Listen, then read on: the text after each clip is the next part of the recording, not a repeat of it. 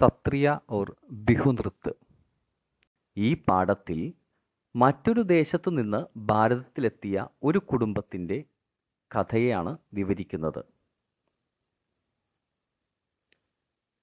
ലണ്ടനിലെ കെൻസിംഗ്ടൺ എന്ന പ്രദേശത്ത് താമസിക്കുന്ന അലക്സാണ്ട്രയുടെയും ബ്രയാൻഡിൻ്റെയും മകളാണ് ഏഞ്ചല. അവളുടെ സ്കൂൾ വീട്ടിൽ നിന്നും അധിക ദൂരമല്ലായിരുന്നു. അവൾക്ക് കൂടപ്പിറപ്പുകൾ ആരും ഉണ്ടായിരുന്നില്ല. അവൾക്ക് തൻ്റെ സുഹൃത്തായ ജെയിംസിൻ്റെയും ഹീരയുടെയും കൂടെ ചെലവഴിക്കുക എന്നുള്ളതായിരുന്നു ഏറെ ഇഷ്ടം. അവർ മൂന്നുപേരും കൂടെ ഇതുവരെ കാണാത്ത ഏതെങ്കിലും ദേശത്തേക്ക് പോകാനായിട്ടുള്ള സാങ്കല്പിക ഗെയിംസുകളാണ് നാടകരൂപത്തിൽ കളിച്ചിരുന്നത്. അവർക്ക് അങ്ങനെയുള്ള കഥാപാത്രങ്ങളാകാൻ വളരെ ഇഷ്ടമായിരുന്നു. അവർ അങ്ങകലെയുള്ള ലോകത്തിലെ കാര്യങ്ങളൊക്കെ പരാമർശിച്ചിട്ടുള്ള കഥാപാത്രങ്ങളാകാനാണ് ഇവർക്കിഷ്ടം. അവരുടെ സാങ്കല്പിക കഥകളിൽ താജ്മഹൽ ഉണ്ടായിരുന്നു, കൊളോസിയം ഉണ്ടായിരുന്നു, അങ്ങനെ വിശിഷ്ടമായ പ്രദേശങ്ങളെല്ലാം ഉൾപ്പെട്ടിരുന്നു.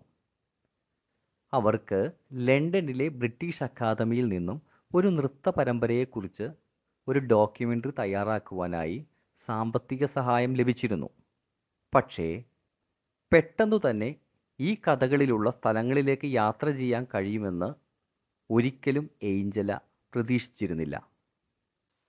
കാരണം ഏഞ്ചലയുടെ അമ്മ അലക്സാണ്ട്ര ഒരു ഡോക്യുമെൻ്ററി ഫിലിം നിർമ്മാതാവായിരുന്നു. ഡോക്യുമെൻ്ററി ഫിലിം എന്നത് ജീവിതത്തിലെ യാഥാർത്ഥ്യങ്ങളെ ചിത്രീകരിക്കുന്ന വീഡിയോ ആണ്.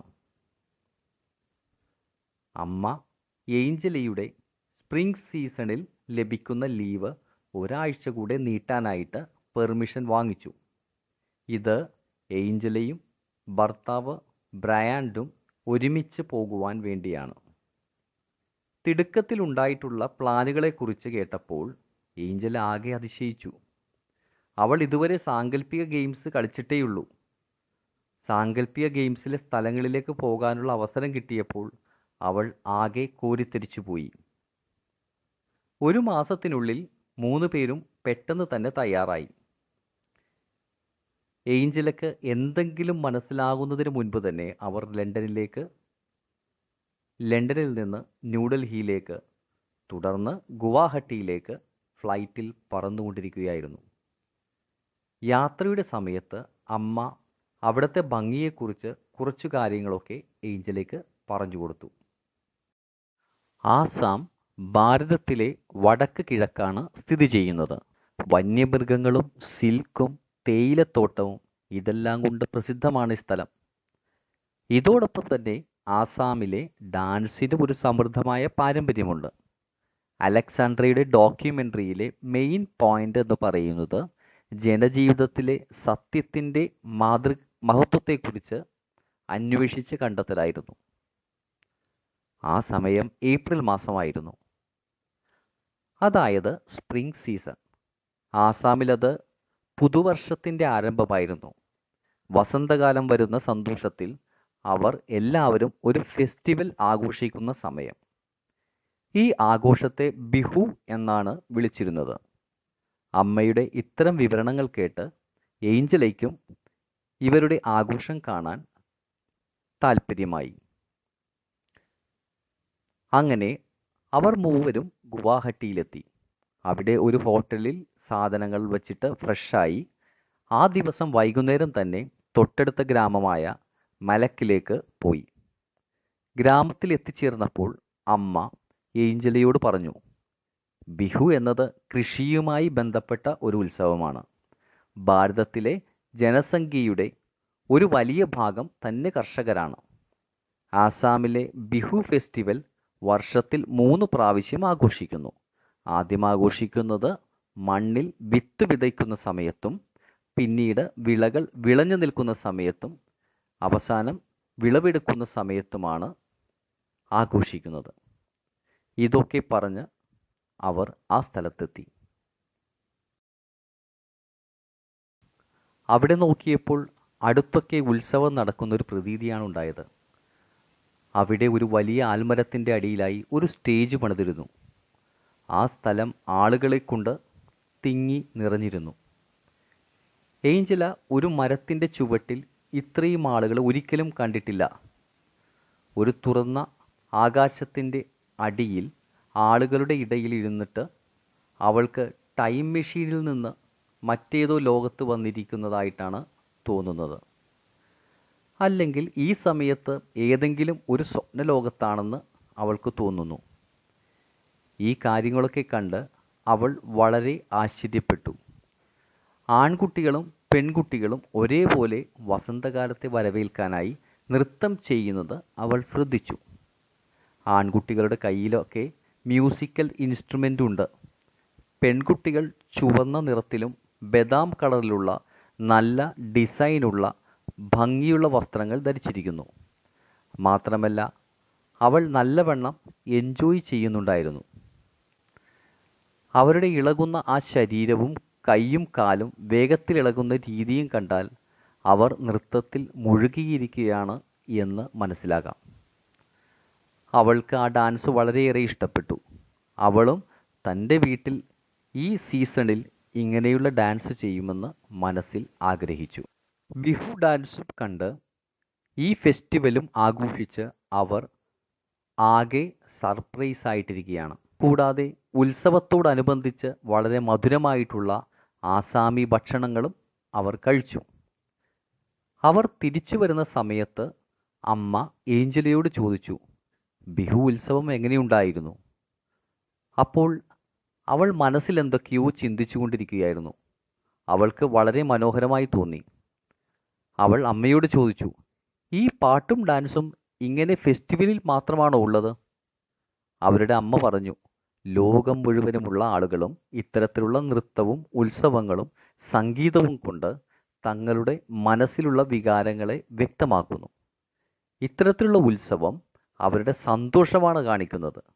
ഭാരതത്തിൽ അധിക ദേശങ്ങളിലും ഇങ്ങനെയാണ് ഉണ്ടാവുന്നത്.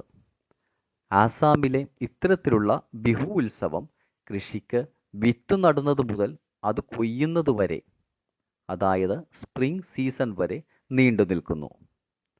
ഏഞ്ചലയുടെ അമ്മ അടുത്ത കുറച്ച് ദിവസങ്ങൾ ഡോക്യുമെൻ്ററിക്ക് ആവശ്യമായ ഡീറ്റെയിൽസ് കളക്ട് ചെയ്യുവാനും ഇൻ്റർവ്യൂ ചെയ്യുവാനുള്ള തിരക്കിലുമായി പോയി. ഏഞ്ചല ഒരുപാട് കാര്യങ്ങൾ ശ്രദ്ധിച്ചു. ലണ്ടനിലുള്ള ജീവിതത്തിൽ നിന്നും ഇവിടെ എത്രയോ വ്യത്യാസമാണ് എന്ന് അവൾക്ക് മനസ്സിലായി. അമ്മ തൻ്റെ ഫിലിമിലൂടെ ഒരുപാട് കാര്യങ്ങൾ ഒരുമിച്ച് കാണിക്കുന്നു. ഇത് കണ്ടപ്പോൾ അവളുടെ അമ്മയിൽ അവൾക്ക് വളരെ അഭിമാനം തോന്നി. അടുത്ത ദിവസം അവർ എല്ലാവരും നോർത്ത് ആസാമിലേക്ക് യാത്ര പുറപ്പെട്ടു. അവിടെ മുഴുവനും സത്രങ്ങളായിരുന്നു. ആദി ശങ്കരാചാര്യർ 4 ദിശകളിലായി സ്ഥാപിച്ച 4 പ്രമുഖങ്ങളായ മഠങ്ങളിൽ ഒന്ന് ഇവിടെയാണ്. അവരെല്ലാവരും ആ മഠത്തിൻ്റെ അടുത്ത് പോയി താമസിക്കുവാൻ തീരുമാനിച്ചു. അവിടെ നിന്ന് സത്രിയ നൃത്തം ചിത്രീകരിക്കാൻ തീരുമാനിച്ചിരുന്നു. അവർ ആ മഠത്തിൽ എത്തിച്ചേർന്നപ്പോൾ അവിടെ റീന സെൻ എന്ന വ്യക്തിയെ കണ്ടുമുട്ടി. അവർ ആസാമിലെ അറിയപ്പെടുന്ന ഒരു ലേഖകയായിരുന്നു. ആ ആഴ്ച അവർക്ക് റീനയുടെ വീട്ടിൽ താമസിക്കാനുള്ള അനുവാദം ലഭിച്ചു. റീനയ്ക്ക് ഒരു മകൾ ഉണ്ടായിരുന്നു. പേര് അനു. ഏഞ്ചലയും അനുവും അങ്ങോട്ടും ഇങ്ങോട്ടും നോക്കി. അവർ രണ്ടുപേരുടെയും വയസ്സ് 10 വയസ്സായിരുന്നു. അവർ ഇംഗ്ലീഷിൽ സംസാരിക്കാൻ തുടങ്ങി. അനു ഏഞ്ചലക്ക് കുറച്ച് ആസാമി വാക്കുകൾ പഠിപ്പിച്ചു കൊടുത്തു. ഏഞ്ചലക്ക് അനുവിൻ്റെ ടോയ്സ് വളരെയേറെ ഇഷ്ടപ്പെട്ടു. അതെല്ലാം വ്യത്യസ്ത തരത്തിലുള്ള ടോയ്കളായിരുന്നു. പാവകൾ, മരം കൊണ്ടുണ്ടാക്കിയ ടോയ്സ്, തേങ്ങയുടെ ചകിരി കൊണ്ടുണ്ടാക്കിയ വീട്, അത്ര അപൂർവമായ കളിപ്പാട്ടങ്ങളായിരുന്നു അവയെല്ലാം. ഇതെല്ലാം കണ്ടപ്പോൾ അവൾക്ക് അത്ഭുതകരമായി തോന്നി. അവളുടെ രാജ്യത്ത് ഇങ്ങനെ ടോയ്സ് ഒന്നുമില്ല. അനുവിന് ഇഷ്ടപ്പെട്ട ടോയ് മരം കൊണ്ടുണ്ടാക്കിയ അമ്പും വില്ലുമായിരുന്നു. അതെടുത്ത് അനു രാമനായി അഭിനയിച്ചു. ഏഞ്ചല അവളുടെ എതിരാളിയായ രാവണനുമായിട്ട് അഭിനയിച്ചു. അവർ രണ്ടുപേരും ഒരുമിച്ച് കളിക്കുകയായിരുന്നു. ആ ചാട്ടത്തിനും തല്ലുകൂടലിനും അവസാനം ഉണ്ടായിരുന്നില്ല. അവർ കളിച്ചുകൊണ്ടേയിരുന്നു. ഒരു ദിവസം ഏഞ്ചലയും അനുവും അലക്സാണ്ട്ര വൈഷ്ണവ മഠത്തിലെ ഓഡിറ്റോറിയത്തിൽ യുവസന്യാസിമാരുടെ വീഡിയോ ചിത്രീകരണം ചെയ്യുന്നത് കണ്ടു. ഏഞ്ചല വളരെ ആശ്ചര്യത്തോടു കൂടി ചിന്തിച്ചു, ഈ ഡാൻസ് പുരുഷന്മാർക്ക് വേണ്ടി മാത്രമാണ് ഉള്ളതാണോ? ഏഞ്ചലയും അനുവും അവർക്കും ഈ യുവസന്യാസിമാരെ പോലെ പാടാൻ കഴിഞ്ഞിരുന്നെങ്കിൽ, നൃത്തം ചെയ്യാൻ കഴിഞ്ഞിരുന്നെങ്കിൽ, അതുപോലെ നാടകരൂപത്തിൽ യുദ്ധം ചെയ്യുവാൻ കഴിഞ്ഞിരുന്നെങ്കിൽ എന്നൊക്കെ ആഗ്രഹിച്ചു. ചിത്രീകരണത്തിനിടയിൽ അമ്മ ഏഞ്ചലയ്ക്ക് പറഞ്ഞുകൊടുത്തു, 20-ാം നൂറ്റാണ്ടിൻ്റെ മധ്യത്തിൽ കുറച്ച് സന്യാസിമാർ മഠത്തിൽ നിന്ന് പുറത്തു വന്നിട്ട് പുരുഷന്മാർക്കും സ്ത്രീകൾക്കും സത്രിയ നൃത്തം പഠിപ്പിക്കുവാൻ തുടങ്ങി. ആദ്യമൊക്കെ ഇങ്ങനെയുള്ള സന്യാസിമാരെ മഠത്തിൽ നിന്ന് പുറത്താക്കിയിരുന്നു. പക്ഷേ ഈ ആധുനിക കാലഘട്ടത്തിൽ സ്ത്രീകളായിട്ടുള്ള കലാകാരികൾക്ക് സ്റ്റേജിൽ നൃത്തം ചെയ്യുന്നതിന് സാധാരണ കാര്യമായിട്ടാണ് കാണുന്നത്. ആ ദിവസം രാത്രി അമ്മ സ്ത്രീകളായിട്ടുള്ള ഈ നർത്തകിമാരുടെ സത്രിയ നൃത്തം വീഡിയോ എടുക്കുവാൻ പോവുകയായിരുന്നു. ഏഞ്ചലയ്ക്ക് വളരെയേറെ ആകാംക്ഷയായി ഈ നൃത്തം കാണുവാൻ. അവൾ ചോദിച്ചു, എൻ്റെ കൂടെ അനുവിനെയും കൂടെ സത്രിയ നൃത്തം കാണാനായിട്ട് അനുവദിക്കാമോ? വന്നുകൊള്ളാൻ അമ്മ പറഞ്ഞു. ആ രാത്രി ഏഞ്ചലയും അനുവും നൃത്തം കാണുവാൻ പോയി. സ്റ്റേജിൻ്റെ പർദ്ദ ഉയർന്നു. അന്ന് സത്രിയ നൃത്തത്തിൽ ഭഗവാൻ വിഷ്ണുവിൻ്റെ 2 കാവൽക്കാരായ ജയൻ്റെയും വിജയൻ്റെയും കഥയായിരുന്നു അവതരിപ്പിച്ചത്. തലപ്പാവ് പോലെയുള്ള തൊപ്പി ധരിച്ചുള്ള 2 സ്ത്രീകൾ നല്ല രീതിയിൽ അഭിനയം കാഴ്ചവെക്കുകയാണ്. അപ്പോൾ അവർ കണ്ടുകൊണ്ടിരിക്കുമ്പോൾ കഥ മുന്നോട്ട് പോവുകയാണ്. കഥ ഇപ്രകാരമായിരുന്നു. വിഷ്ണു ഭഗവാന്റെ ദ്വാരപാലകന്മാരായ ജയനോടും വിജയനോടും സന്യാസിമാർ വന്ന് ഭഗവാനെ കാണുവാനായി അഭ്യർത്ഥന നടത്തുന്നു. പക്ഷേ അവർ 2 പേരും ഭഗവാനെ കാണാനായി അവരെ അനുവദിച്ചില്ല. കാരണം വിഷ്ണു ഭഗവാൻ ആ സമയം ഉറങ്ങുന്ന സമയമായിരുന്നു. ഇവർ പോകുവാൻ അനുവാദം കൊടുക്കാതിരുന്നപ്പോൾ ഈ സന്യാസിമാർക്ക് ദേഷ്യം വരികയും അതുകൊണ്ട് സന്യാസിമാർ ജയവിജയന്മാരെ ശപിച്ചുകൊണ്ട് അസുരന്മാരാക്കി മാറ്റുകയും ചെയ്തു. അതേസമയം ഭഗവാൻ വിഷ്ണു ഉറക്കത്തിൽ നിന്ന് എഴുന്നേറ്റപ്പോൾ തൻ്റെ കാവൽക്കാരെ രക്ഷിക്കുവാനായിട്ട് വരേണ്ടി വന്നു. ഇവരെ 2 പേരെയും വധിച്ച് ശാപത്തിൽ നിന്ന് മുക്തരാക്കി വീണ്ടും ജയവിജയന്മാരാക്കി അവരെ കാവൽക്കാരായി മാറ്റുകയും ചെയ്യുന്നതാണ് ഈ കഥ. ഈ കഥ നാടകീയമായും വളരെ ഇൻട്രസ്റ്റിംഗായും തോന്നി. ഈ സ്ത്രീകളായിട്ടുള്ള നർത്തകിമാർ വളരെ അതിശയകരമായി തങ്ങളുടെ ശക്തിയും ബലവും നല്ല രീതിയിൽ ആകർഷണീയമായ രീതിയിൽ സൗന്ദര്യമായി അഭിനയിച്ച് കാണിച്ചു. അപ്പോൾ ഏഞ്ചലയ്ക്ക് തോന്നി, ഈ സ്ത്രീ കലാകാരികളുടെ അവതരണം സത്രിയ നൃത്തം ചെയ്ത പുരുഷൻ കലാകാരന്മാരെക്കാളും വളരെ നല്ലതായിരുന്നു. ഇതിനുശേഷമുള്ള ദിവസങ്ങളിൽ അനുവിൻ്റെയും ഏഞ്ചലയുടെയും ചിന്തകളിൽ സത്രിയ നൃത്തം മാത്രമായിരുന്നു നിറഞ്ഞിരുന്നത്. അവർ 2 പേരും സ്വർഗത്തിൻ്റെ കാവൽക്കാരായ ജയവിജയന്മാരെ പോലെ ആയുധങ്ങളും വാളുമൊക്കെ ഉപയോഗിച്ച് നൃത്തം ചെയ്തു. അലക്സാണ്ട്ര കുട്ടികളുടെ അറിയുവാനുള്ള ആഗ്രഹം കണ്ട് ഈ കലാകാരന്മാരെ ഇൻ്റർവ്യൂ ചെയ്യാൻ പോകുമ്പോൾ ഇവരെയും കൂടെ കൂട്ടി. ഏഞ്ചലയും അനുവും വളരെയേറെ സന്തോഷിച്ചു. ആ ജയവിജയ കഥ അവതരിപ്പിച്ച നർത്തകിമാർ പ്രിയയും റീത്തയുമായിരുന്നു.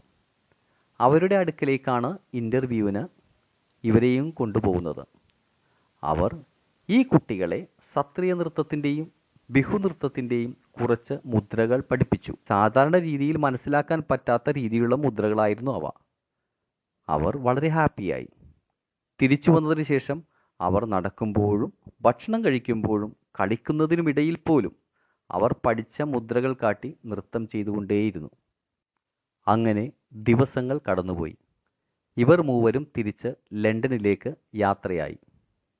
അവിടെ എത്തിയതിനു ശേഷം ഏഞ്ചല അമ്മ റെക്കോർഡ് ചെയ്ത റെക്കോർഡിങ്ങുകൾ നോക്കി തന്നെ കണ്ടുകൊണ്ടിരുന്നു. അവൾ വളരെയധികം താല്പര്യത്തോടു കൂടിയാണ് കണ്ടിരുന്നത്. അമ്മ അവളുടെ ആഴത്തിലുള്ള ആ താല്പര്യം മനസ്സിലാക്കി ഏഞ്ചലയുടെ ക്ലാസ്സിൽ അവൾ അവതരിപ്പിച്ച നൃത്തം ചെയ്യുന്ന വീഡിയോ പ്രദർശിപ്പിച്ചു. അവളുടെ ക്ലാസ്മേറ്റ്സിനും ടീച്ചറിനും വളരെയേറെ ഇഷ്ടമായി. ഏഞ്ചലക്ക് ഇക്കാര്യത്തിൽ വളരെയേറെ അഭിമാനം തോന്നുകയും സന്തോഷിക്കുകയും ചെയ്തു. ഈ ഭംഗിയുള്ള മനോഹരമായ നൃത്തങ്ങളുടെ ഓരോ കാഴ്ചയും അവരെല്ലാവരെയും കാണിക്കാൻ കഴിഞ്ഞല്ലോ എന്നതിനെക്കുറിച്ച് ഓർത്ത് അവൾ സന്തോഷിച്ചു. ഇപ്പോൾ അവളോടൊപ്പം ബിഹു നൃത്തവും കൂടെയുള്ളതിനാൽ ഒറ്റപ്പെട്ട തോന്നൽ അവൾക്കില്ലേയില്ല. ജയ മേത്ത എഴുതിയ ഒരു ഉപന്യാസമാണ് നമ്മൾ പഠിക്കുന്നത്. ജയ മേത്ത 1977 ജനിച്ചു. ഇവർ ഒരു നർത്തകിയും അധ്യാപികയും കുട്ടികളുടെ സുഹൃത്തുമാണ്. അതുകൊണ്ടാണ് ഇത്രയും ലളിതമായ രീതിയിൽ കുട്ടികൾക്ക് വേണ്ടി ഭാരതീയ നൃത്തങ്ങളുടെ ഭംഗിയും അതിൻ്റെ ചെറിയ ചെറിയ കാര്യങ്ങളും ശബ്ദങ്ങളാൽ കോർത്തെടുത്തിരിക്കുന്നത്. ഈ പാഠം അവരുടെ ഭാരതീയ നൃത്തങ്ങളുമായി ബന്ധപ്പെട്ട ഒരു പുസ്തകമായ ഒരു നൃത്തകഥയിൽ നിന്ന് എടുത്തിട്ടുള്ളതാണ്. ഇത് ഹിന്ദിയിലേക്ക് ട്രാൻസ്ലേറ്റ് ചെയ്തത് ശിവേന്ദ്രകുമാർ സിംഗ് ആണ്. ഇതിൻ്റെ ചിത്രങ്ങൾ നൽകിയത് സ്വരൂപ് നഥാലിയ എന്ന വ്യക്തിയാണ്. അദ്ദേഹം സ്വയം നൃത്തത്തിൽ അറിവുള്ള ആളായിരുന്നു. അതുകൂടാതെ ഒരുപാട് വർഷങ്ങളായിട്ട് ദേശത്തും വിദേശങ്ങളിലും നൃത്തം അവതരിപ്പിച്ചുകൊണ്ടിരിക്കുന്ന ആളുമാണ്.